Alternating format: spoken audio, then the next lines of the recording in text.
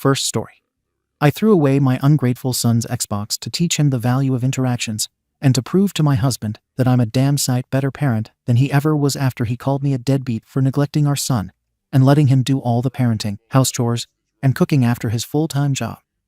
Now they both left me, and I'm regretting my actions. Throw away because people I know are on Reddit, and I don't feel like dealing with drama in real life right now. Also, I know this is going to sound one-sided, but I'm genuinely asking because everyone's treating me like I burned the house down. So, my son is 9. He's smart, funny, and a good kid, but ever since COVID hit, he's been glued to his Xbox.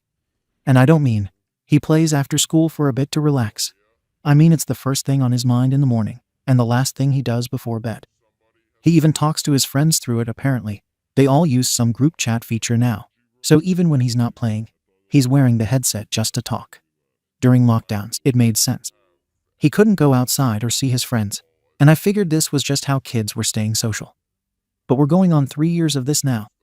Where I live, we still have some school closures and online learning rotations, so it's not like he's back to a normal schedule either. He does school on the laptop, then races to the Xbox like he's owed it. I've tried a lot of things to get him to take school more seriously.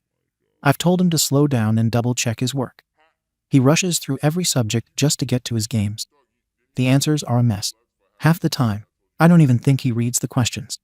I sit with him, and I try to walk him through things, but he's not focused. He's fidgeting, talking about some game update, and watching the clock. And when I try to help him, he gets frustrated, easily says he knows it or already did it. But the grades say otherwise. I'm not saying I'm some perfect teacher, but I put in the effort. He just doesn't listen to me. I'll tell him 3 times to stop touching the controller while we're working, and he acts like he doesn't hear me.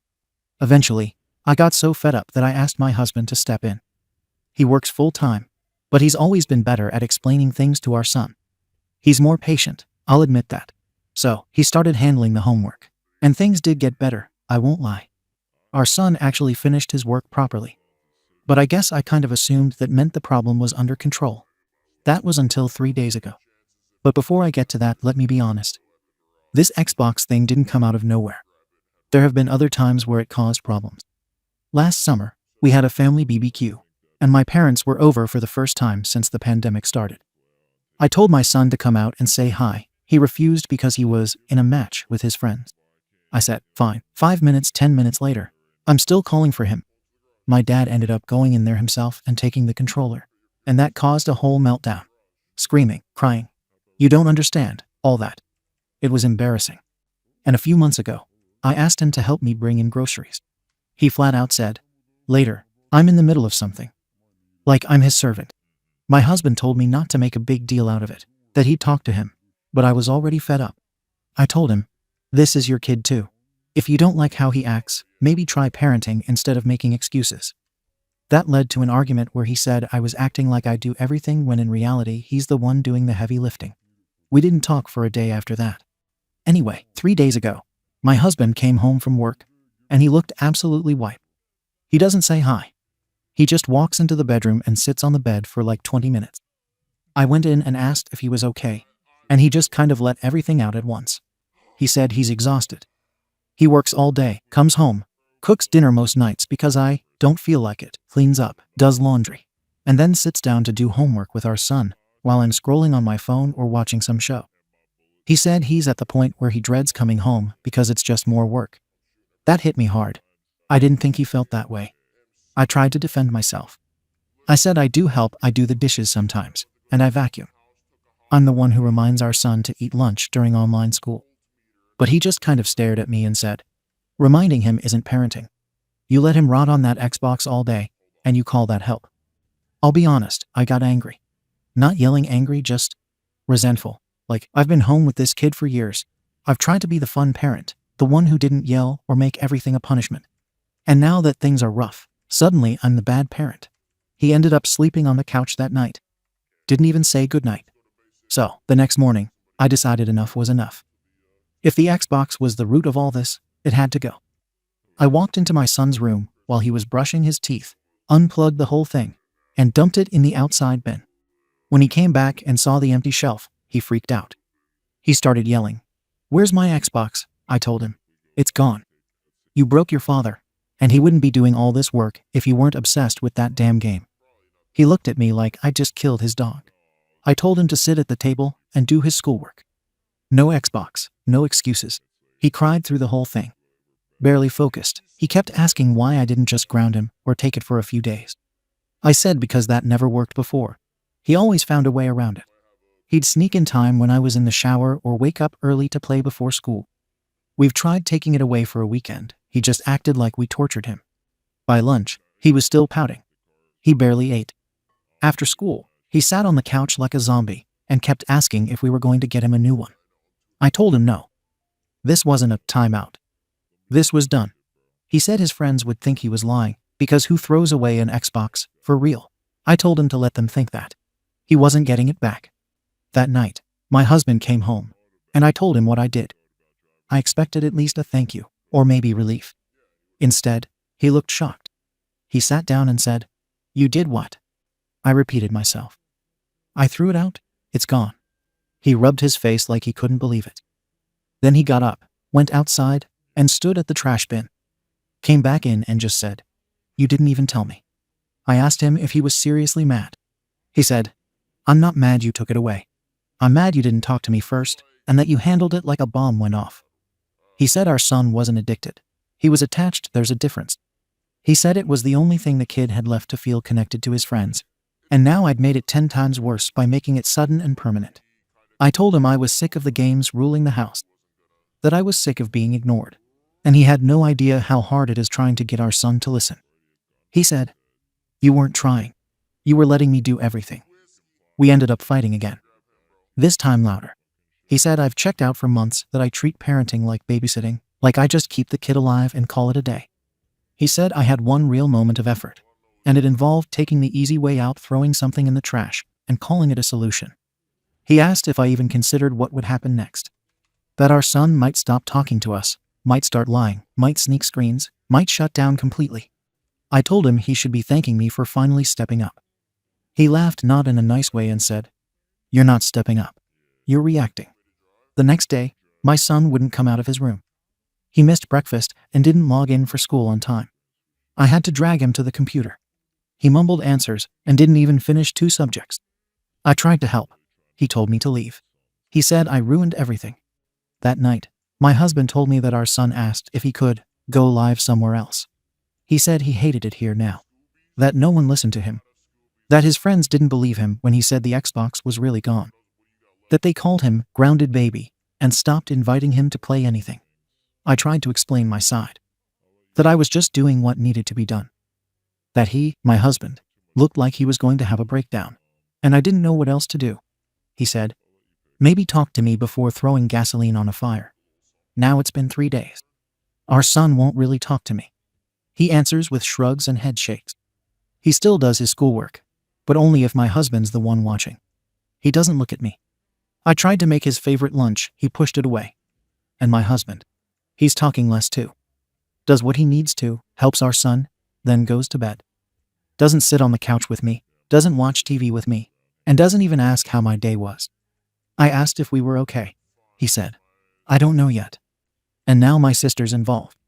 I told her about the Xbox thing, and she straight up told me I overreacted. That I'm punishing a kid for acting like a kid in a lockdown world where everything else has been taken away already. That throwing it out was a power move, not a parenting one. She said I probably did more damage than the Xbox ever did. I'm trying to do the right thing here. I don't want to be the parent who lets their kid rot online. I want him to focus, to respect us, and to stop acting like a screen is more important than real life. But now I'm the bad guy. My kid won't look at me. My husband barely talks to me. I don't know how taking action made everything worse. I didn't expect applause, but I also didn't expect silence. And definitely not this cold shoulder from both of them. It's not like I hit the kid. I got rid of a toy. So yeah. Ada? Comments. Comment 1. YTA. You broke your husband by being deadweight around the house. He was drowning while you were scrolling your phone and waiting for someone else to fix the kid you were home with all day. Then you had the audacity to punish your son for it. He needed help. You couldn't be bothered. So now, instead of being the parent who steps up, you became the one who smashed the Xbox and called it a victory. Your son will remember this. Forever. You blamed him for your failure and his dad's burnout. You turned your husband into a paycheck, a maid, and a tutor. You turned your son into a scapegoat. You did nothing for months, then tossed a console like it was the big gesture that would save everything. It didn't. And you know what? Nobody cares that your feelings are hurt. Maybe if you had done 10% of the work your husband did, you wouldn't be here asking why you're being treated like the arsehole. You're one of the worst kinds of lazy. The kind that thinks they're helpful. You should be less worried about Ada and more about whether your family will ever trust you again. Comment 2. YTA. You still handled this like a total coward. Your husband asked for help. Not a symbolic act of parenting theater. And instead of helping cook, clean, or sit down with your son like a functioning adult, you went full scorched earth on a 9-year-old's only way to feel like a normal kid. You could have said, Xbox only on weekends. You could have set a timer, worked with him on a schedule, and actually supported your husband instead of reacting like the Xbox physically punched you. But you didn't. Because this wasn't about helping anyone, this was about avoiding real work and making someone else feel bad for your own neglect. Also, your kid didn't break your husband. You did. He's the one working, cleaning, cooking, and tutoring. You're the one narrating this like a bystander and then acting shocked that no one's clapping. You want less Xbox time. Parent your damn kid. Don't wait for your partner to collapse and then toss electronics in the trash like that fixes years of you checking out. Your husband deserved a teammate. Your kid deserved a parent. They got neither. Comment 3. I'm a dad of 2 in my late 40s, and I've made mistakes that sound a lot like this. So this isn't coming from a place of judgment. But yeah, YTA. You didn't parent for 2 years, then tried to solve the problem with one dramatic gesture. Parenting isn't throwing away an Xbox. It's sitting your arse down every day and staying in the mess with your kid. It's thankless and repetitive and annoying as hell. But you skipped all that and expected him to just listen when you hadn't built that relationship. What hits me hardest, though, is how you described your husband's breakdown like it was a footnote. That man's drowning, and instead of pulling him out, you tried to toss the Xbox overboard like it was dragging him down. And now both of them are looking at you like they don't trust you anymore, and from what you've said, I don't blame them. Fixable, maybe, but not by doubling down. You need to actually show up. Not once, but every day. Otherwise, don't expect this to get better. Update. So, I wasn't going to come back here after all the comments, not because I thought I was right, clearly everyone told me I wasn't, but because I genuinely didn't think this would spiral into what it has. But a lot has happened, and I honestly don't even know if I'm looking for judgment anymore. I just need to process this mess somewhere. A week after I posted, my son's teacher scheduled a mandatory Zoom parent-child interview for a class project. My husband was off work that day, so we joined together at the dining table while our son was on his laptop in his room. Let me tell you, that call felt like getting kicked in the face with reality. The teacher asked our son basic questions. Who helps you with homework? Who supports your learning at home? He answered. My dad, every time. She asked if he liked school. He shrugged. Then she asked what helps him feel focused. He said, when my mom doesn't come in the room. I tried to say something to explain that I do try to help, but the teacher cut me off. She said, it's clear he has a very strong bond with his father, and there seems to be a disconnect on the other end. She didn't say you, but she didn't have to. I sat there, on camera, feeling like a stranger in my own family. I clicked the leave button before the call ended. 2 nights later, I found a letter on my pillow. From my husband. It was 4 full pages. Not emotional. No dramatic phrases or, I can't do this anymore. It was detailed. Dates. Incidents. Patterns. He listed how many times in the last 6 months I'd cooked dinner. 7. How many times I'd helped our son with homework and not walked away halfway through. 2. How many times I'd done laundry without being asked. 0. He wrote, I'm not angry. I'm just tired of waiting for you to show up. The last line said, talking hasn't worked, so I'm putting it down in writing. Because if nothing changes after this, I'm not going to say anything next time. I'll just start moving. I confronted him the next day. He was calm, like ice. He said he still wants to try, but only if I commit to family therapy and I start contributing cooking regularly, helping our son daily, and actually showing up. I told him I thought therapy was a dramatic overreaction. He said, then we'll go without you. They did. Him and our son. And according to him, the therapist said it might be better for my son to spend some time away from me if I'm not participating in the emotional work. That's what set up what happened next. I came home last week, and my son was gone. I called my husband in a panic, and he told me he had sent our son to stay with a coworker, a woman he trusts who has 2 boys around the same age, just for a week, maybe more. He said, "He needs peace, and I don't trust you to give it to him right now." I lost it. Told him he had no right. He calmly replied, "I didn't do anything permanent. You weren't interested in parenting until it was convenient." This is me giving him a break. I wanted to fix it. I thought, fine, if the Xbox was the issue, I'll replace it but properly. So I ordered a new one. From his account, yes, I used his money. He saw the transaction and lost his damn mind. Said, "You still don't get it. You thought buying something fixed what you broke." I told him I was setting rules. Homework had to be perfect. He had to write a page-long summary of what he learned that day to earn his Xbox time. My husband said, "So now you're going to bribe him with hoops to jump through. After you ripped his one outlet away with no warning, he took the console and returned it." I thought he was being ridiculous. So I drove to the house where our son was staying. I wanted to see him. He opened the door and looked at me like I was a stranger. I asked him if he missed me. He said, "You're not my mom anymore." I told him not to say that. He just turned and walked away. I stood in their driveway crying, then got in my car and left. When I came home, my husband had a new bank account open. Not even subtle about it. I found the paperwork on the kitchen table. He told me it wasn't a separation yet, but I need to protect myself financially if this continues. I asked him if he was planning to leave. He said, "You'll know when I'm done. Right now I'm just watching." So I offered everything. Said I'd do the therapy, start chores, help with school, give up weekends, whatever they needed. He told me, "You're not hearing me. You're only doing this because you're scared, not because you understand what we needed all along." I don't understand what the hell he wants from me. I never said I was perfect. I never said I was a saint. But I'm not some monster. I never cheated. I never walked out. I stayed loyal when I had every chance not to. I could have started something spicy, men still look at me. But I stayed for my family. For him. That has to mean something. I'm not a slave. I'm a wife. I'm a mother. And I did what I thought was best. I removed the distraction. That's what any parent would do if they cared. He called me deadweight. Said I checked out. Said I parented like it was optional. But now that I'm trying to fix it, it's too late. I don't work. I never have. I run the house. And maybe I don't do it perfectly, but I do enough. I'm not going to kill myself to meet someone else's impossible standard just because he's burned out. No one forced him to get married. No one forced him to have a kid. If he wanted a perfect partner, maybe he shouldn't have picked someone human. And to all the people in my last post who tore me apart, congratulations. Your words made me cry. I haven't felt this hated in years. I'm just a person. A tired, overwhelmed person who snapped and made one decision. Everyone's acting like I punched my son in the face. I tried. I gave everything I could think of. And now it's still not enough. What's the logic behind that? Comments.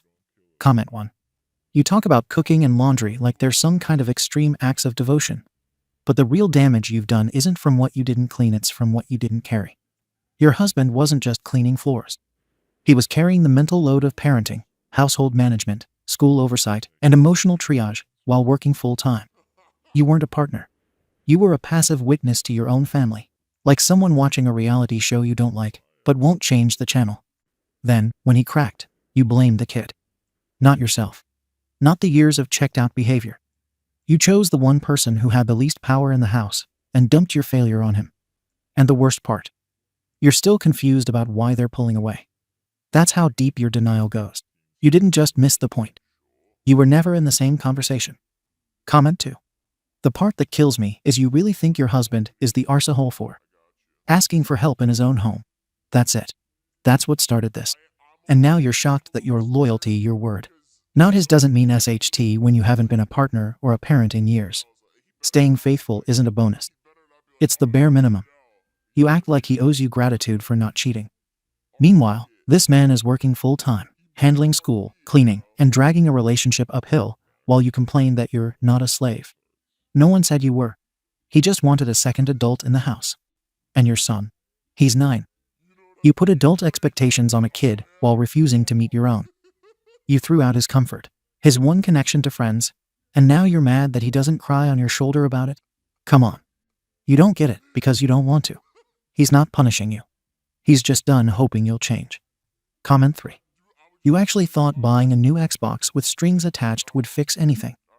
It wasn't about your son's happiness. It was about proving you still had control. You couldn't handle being ignored, so you tried to reassert dominance again, and when that didn't work, you cried victim. You're not sorry about the Xbox. You're sorry you didn't get the response you wanted. Your husband didn't blow up because of chores. He gave up emotionally because you made everything about you. Every meltdown, every apology, every "I'm trying" speech, it's all performance. And now you're mad that the audience left. They're not punishing you. They're just tired of pretending you're part of the team. Update. I'm writing this because people kept messaging me asking what happened next. This isn't a redemption arc. This isn't a feel-good ending. And I'm not here to be told to step up anymore. I did. I tried. I'm done now. After everything with my son staying at my husband's coworker's house, he eventually came back home. That wasn't my choice. My husband decided it was time. He told me I needed to prove I could parent without dramatics, without punishments, and without walking away. I agreed. I genuinely tried. The first few days, I did everything by the book. I woke up early, made breakfast, sat with my son during online school. I helped him through assignments, even when he ignored me or answered in one word. I cooked every meal, cleaned, did laundry without being asked. I was exhausted by day 3. What no one tells you is how brutal it feels when you're trying, and the other person has already checked out. My son didn't warm up. He didn't soften. He tolerated me. That was it. He spoke to his father normally. With me, it was okay, fine, and I don't know. When I tried to ask about his day, he looked past me like I was furniture. My husband watched all of this quietly. No encouragement. No acknowledgement. Just observation, like I was on some kind of trial period. Then my mother came. Not to help him. To help me, according to her. She said she wanted to stay a week. That turned into 10 days.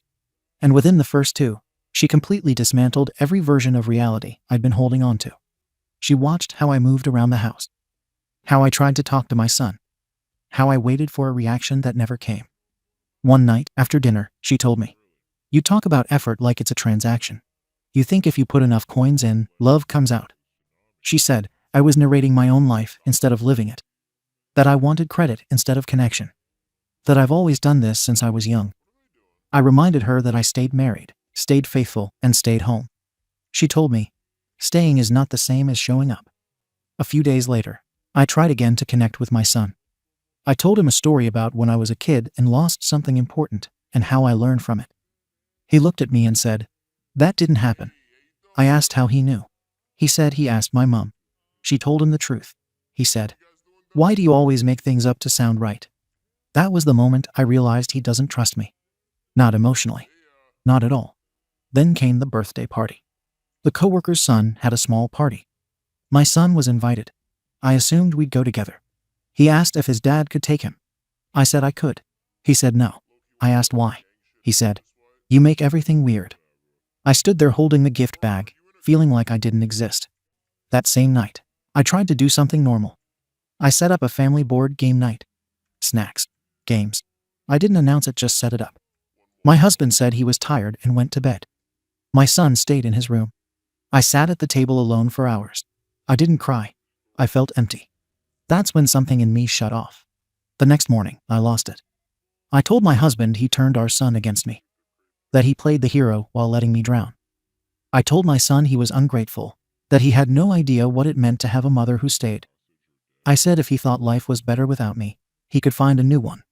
I'm not proud of that, but I won't pretend it didn't come from years of being ignored. I packed a bag and left. I went to my parents' house. They didn't let me in. Not that day. Not the next. My mom said I needed to sit with my choices. I slept in my car the first night. After a week, they let me stay temporarily. 3 weeks later, they told me I couldn't stay anymore. That I needed to figure my life out. So I did. I started applying for jobs. I haven't worked before. Everyone loves to throw that in my face.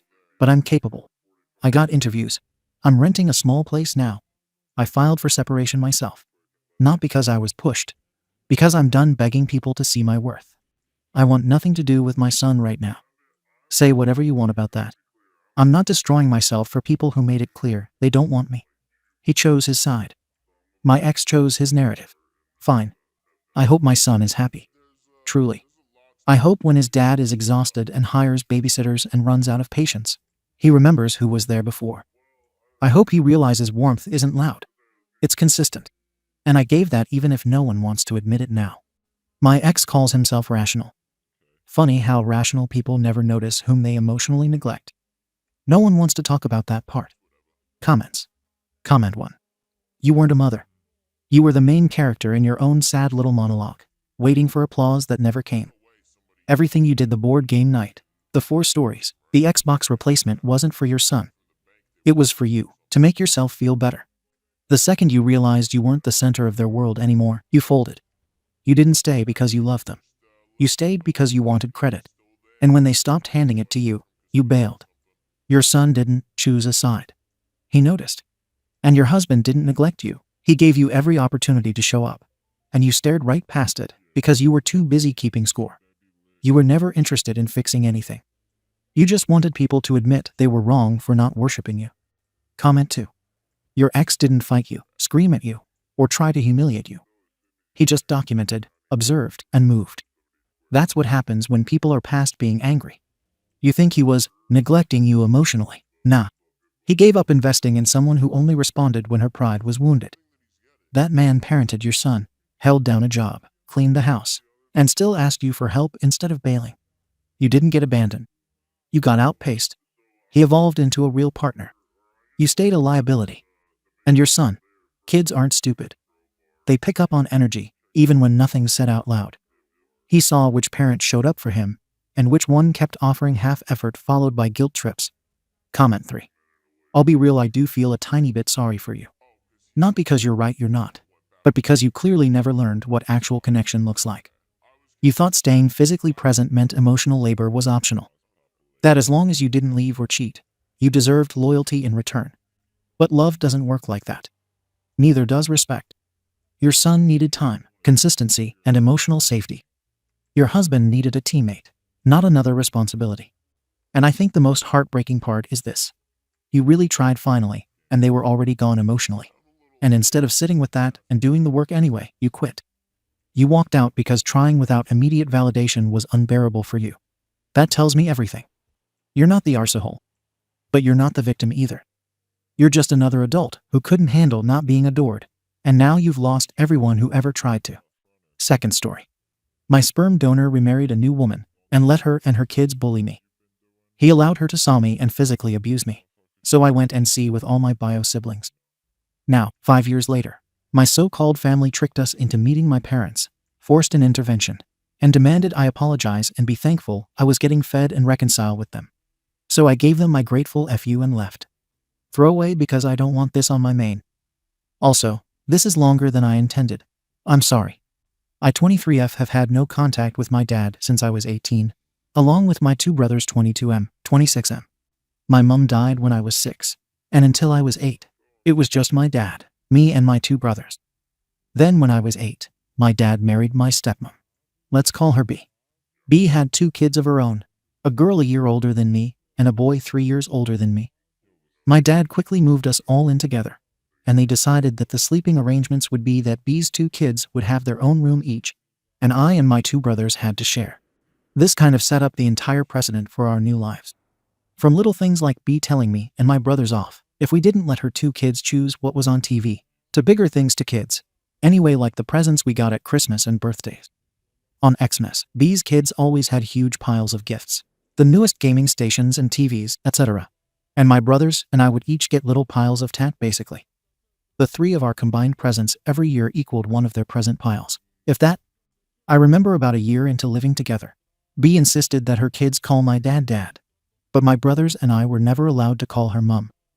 Not that we even wanted to, but she made it a point to tell us that she was just being B to us.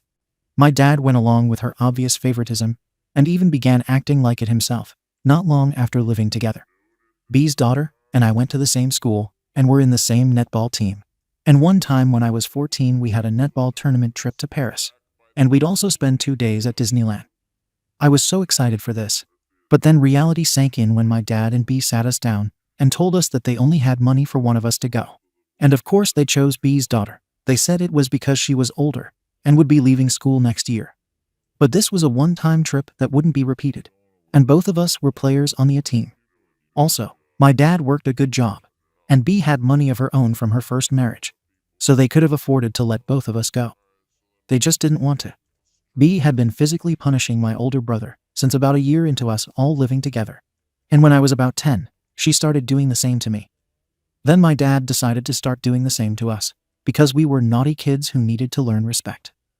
I remember one time he slapped me so hard that I had a bruised handprint on my thigh for about a week. I remember it so vividly because in the changing rooms for PE or netball practice, I was always terrified that someone would see it.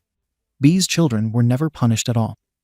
Not verbally, not physically, not even a "that's wrong, don't do that," despite them being downright horrible children who tormented my brothers and me. B used to punish me and my brothers anytime we did anything that she deemed unacceptable, even if her children were doing the same thing alongside us. Her favorite method of punishment was cold showers, where she'd stand there and watch us while we were naked and under the cold water to make sure we didn't avoid standing under it or switch it to warm water. This went on until I was 16, and my dad knew about it and even encouraged it if he ever caught us doing anything he didn't like. After either screaming at or slapping us, he'd call her and tell her it was cold shower time. Then when B's son and daughter turned 17, my dad paid for driving lessons and eventually bought a car for both of them. When my brothers and I were 17, he outright refused to. When B's son, who's the same age as my eldest brother, went to uni, B and my dad paid for a one-bed flat for him so he wouldn't have to stay in student housing. My brother, of course, had to take out a student loan and work a part-time job to even attend uni, and obviously he had to stay in student housing with roommates.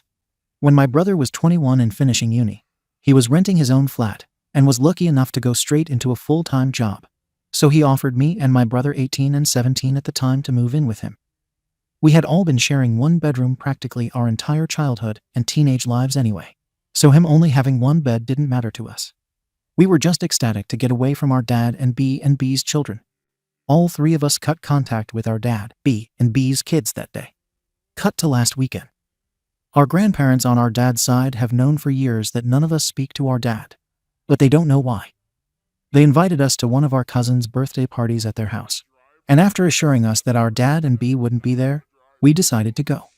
Well, as you can probably guess, they were there. I don't know if this was my grandparents' way of trying to bring us back together, because they didn't know about my dad's and B's abuse. But either way, we were all pissed off and decided to leave. B decided to pass snarky comments about ungrateful children, ruining a birthday and ruining family, while my dad stood awkwardly staring at us. That's when I snapped. I very loudly told B, mainly the rest of my family, if I'm being honest, that she and my dad were the ones ruining family. That our entire life here my dad, and she had abused and neglected my brothers and me, all while giving her children everything, buying them cars and paying for uni and flats for them, while making us have to work and provide for everything ourselves, physically abusing us as kids even when B's kids did something wrong, and them never ever getting any punishments, and B kicking off any time we spoke about our mom. Forgot to mention this part, but she hated us speaking about our mother. Like, she'd go insane and say we were disrespecting her for speaking about her / looking at her photos / asking our dad about her. After that we left, so I don't quite know what went on.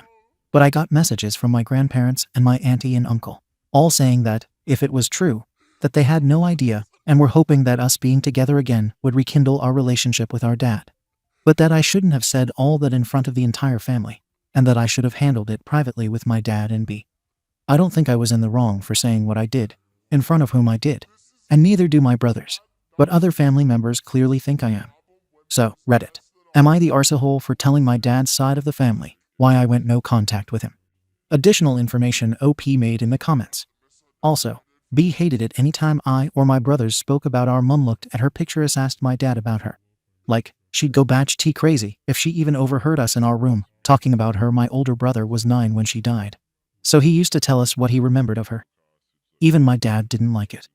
They used to shout at us for being disrespectful to B, for talking about our dead mom. Literal insanity. And B's kids were encouraged to call my dad Dad, within like a year of us all living together. But B was very insistent that my brothers and I were to never call her anything but B, not that we wanted to. But girl, chill out. Comments. Comment 1. So grandma and the other relatives want you to shut up and pretend the abuse didn't happen. To suck it up quietly.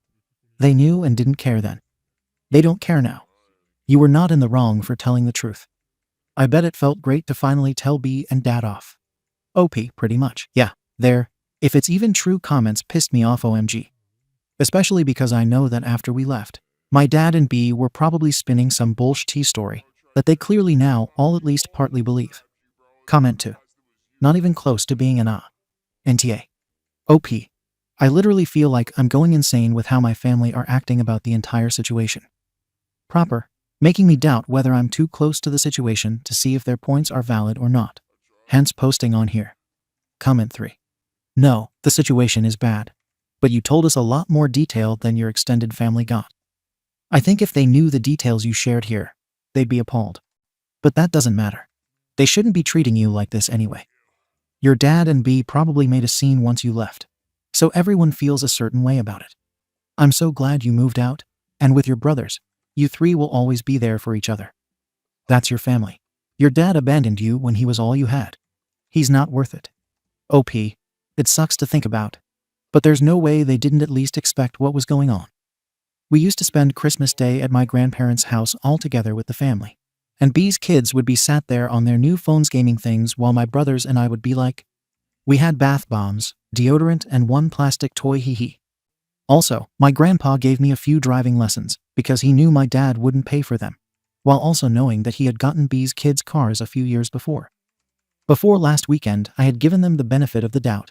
But it wasn't exactly as if any of us hid their abuse and neglect, you know? Like, yes, we weren't screaming it from the rooftops. But as adults who saw us semi-regularly, it would have been hard for them not to have noticed. Especially my oldest brother, who suffered the most physical abuse and had bruises and scratches to show for it. Comment 4. That makes this whole thing worse. I am so sorry you didn't have someone to protect you. And also family members with eyes. How do you just pretend you don't know something like this is happening? How did your step-siblings react to being treated better? Did they throw it in your face? OP, they thrived off it.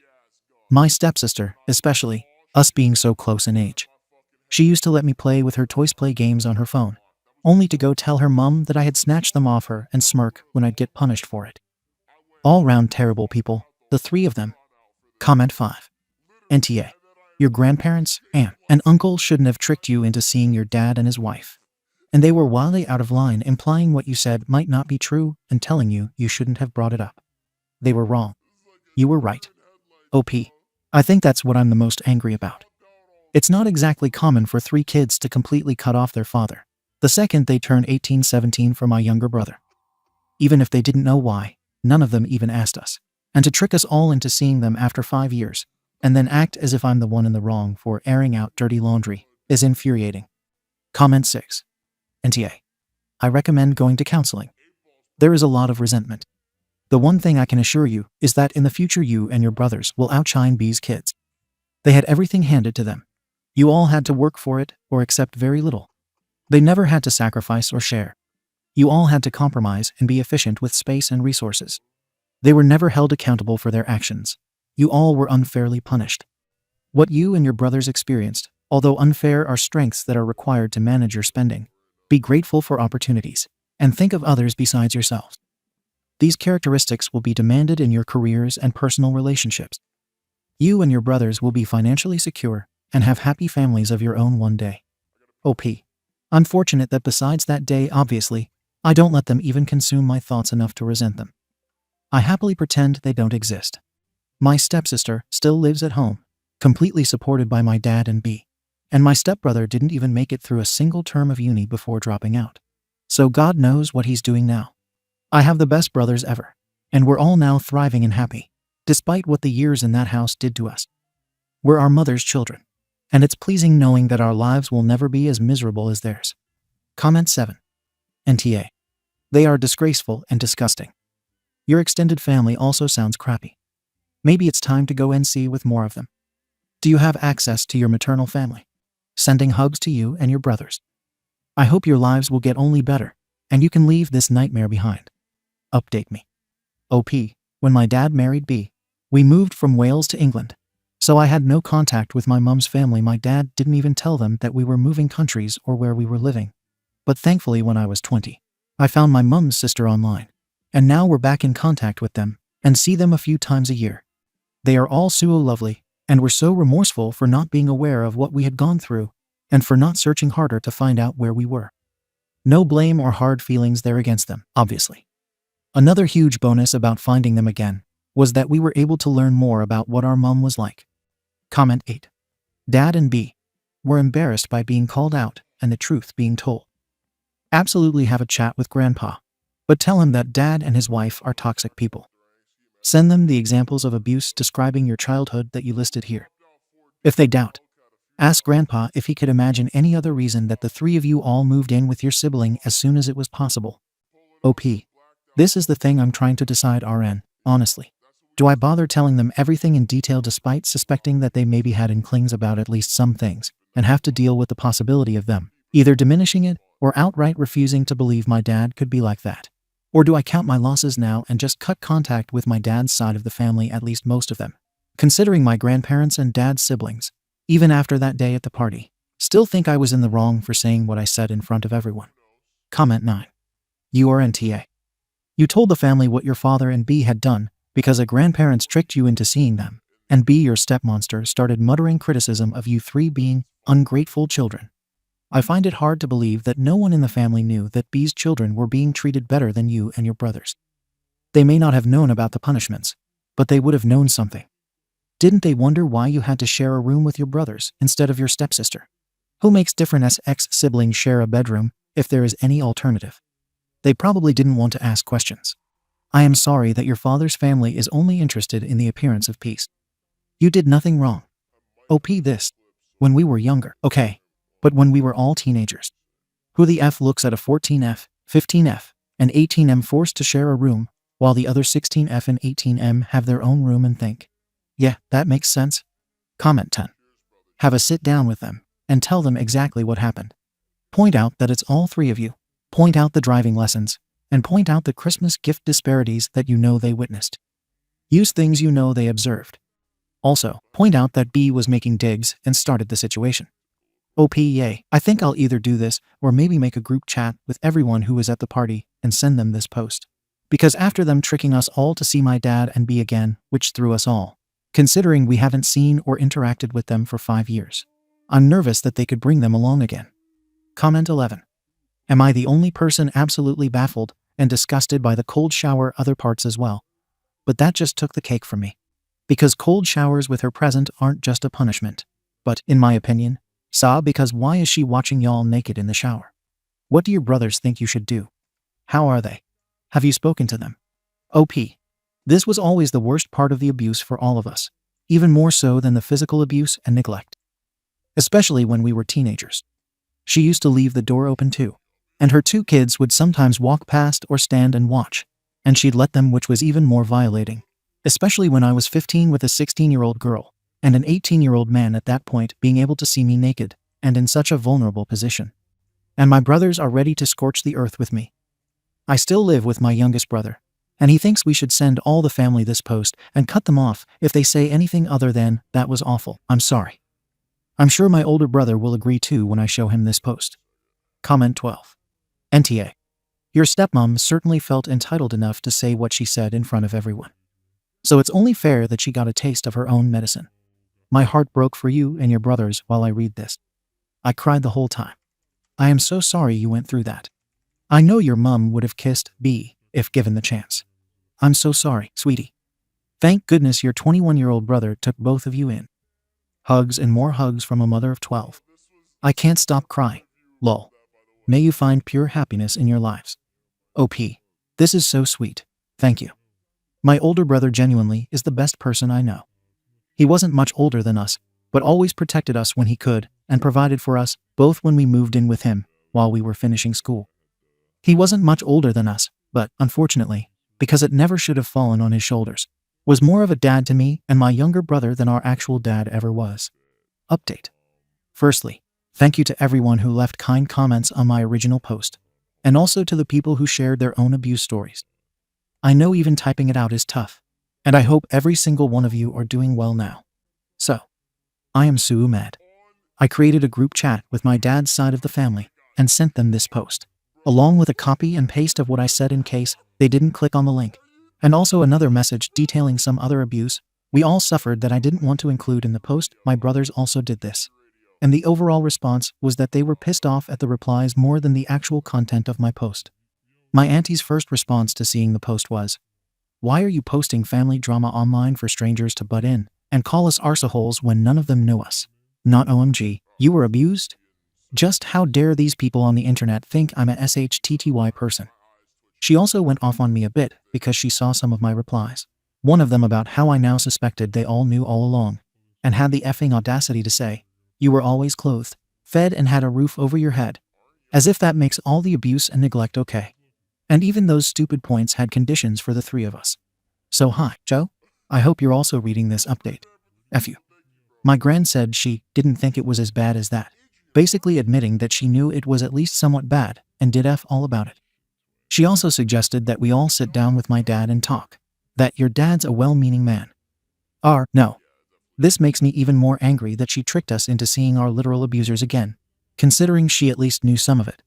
Overall, the close family grandparents, aunties and uncles outed themselves as SHTTY humans who knew the entire time that at least some form of abuse and neglect was going on, but were more angry at me for outing it, especially to strangers online.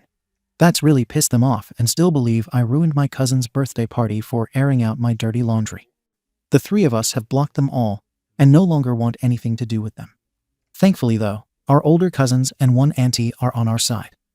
My auntie said she's disgusted at my dad, along with her other siblings, auntie and uncle, after finding out that they knew or at least suspected something was wrong with our childhoods and their responses to me sending the post, and has since apologized to my brothers and me for the way we grew up. I really hope she's sincere and actually had no idea, so for now we haven't gone NC with her. But we're also somewhat cautious because I'm still struggling to understand how she couldn't have known at all about anything, if it was apparently a known secret within the family. I think we're going to keep this relationship as strictly an over-the-phone relationship, at least for now anyway. So yeah, TLDR. Turns out the majority of my family are SHTTY abuse enablers who turned a blind eye to 3 kids getting abused their whole lives because, at least we had food and shelter, and are still siding with said abusers because they apparently think outing abuse in public is worse than the abuse itself. Comments. Comment 1. The shower thing was straight up saw. OPA, I learnt this from a few other comments in my original post. I wasn't expecting to feel the way I did after learning it. Took me back for sure. Comment 2. Hi OP. I am a survivor like you. Although, I am much older, like a wise older sister. As soon as I heard your story, I knew I had to come find your post this evening after work. After much therapy, I am doing better. It may linger there, but there are 2 things that helped me that a lot of survivors struggle with: guilt and shame. 1. It was never your fault. You always deserve to be loved without ever being hurt. 2. Shame. This is not your burden. The monsters that did these terrible things to you owe that burden. It took me many decades to learn this about myself, and it was my light bulb moment. What helped me the most was group therapy. Connecting with others online that had similar or identical stories. It was empowering to know I wasn't alone and others believed me. I highly recommend group therapy, which you can get through the NHS. Now as for you. Do you want justice? There is no statute of limitation on anything that harms a child. These people can be charged if you're brothers, and you want to bring them to justice. The power is with you if you want it. Lastly, I am sending your brothers and you all the warmth, happiness, and positive energy. I hope you have found the best pub that makes you feel at home, a good corner shop where you can chat with the owner, and a great spot to walk along in the evening, or on a weekend afternoon for a good walk or chinwag with your mates or your family brothers. Lots of love from one survivor to another. OP, thank you so much for your kind comment. I am so sorry that you've also experienced something like this. It took me a long time to realize that I wasn't a naughty child that deserved it. And even now, from time to time, the thought pops into my head, only exacerbated by this whole situation. But I'm lucky enough to have my brothers and good friends around me to remind me that none of us deserved any of what we went through. I don't think any of us have the mental strength to take legal action, mainly because the thought of them possibly being found innocent would send us all spiraling, I think. But I think therapy is a good shout. We've spoken about it before, but this situation has brought it all back to the surface and has made us all realize that we're not as over it or healed from it as we originally thought. Again, thank you for your kind words. I hope you have a great rest of the year. Thank you for watching the video. If you are interested in listening to these kinds of stories, we've got more in store for you. Simply subscribe to our channel, hit the like button, and share it with your friends.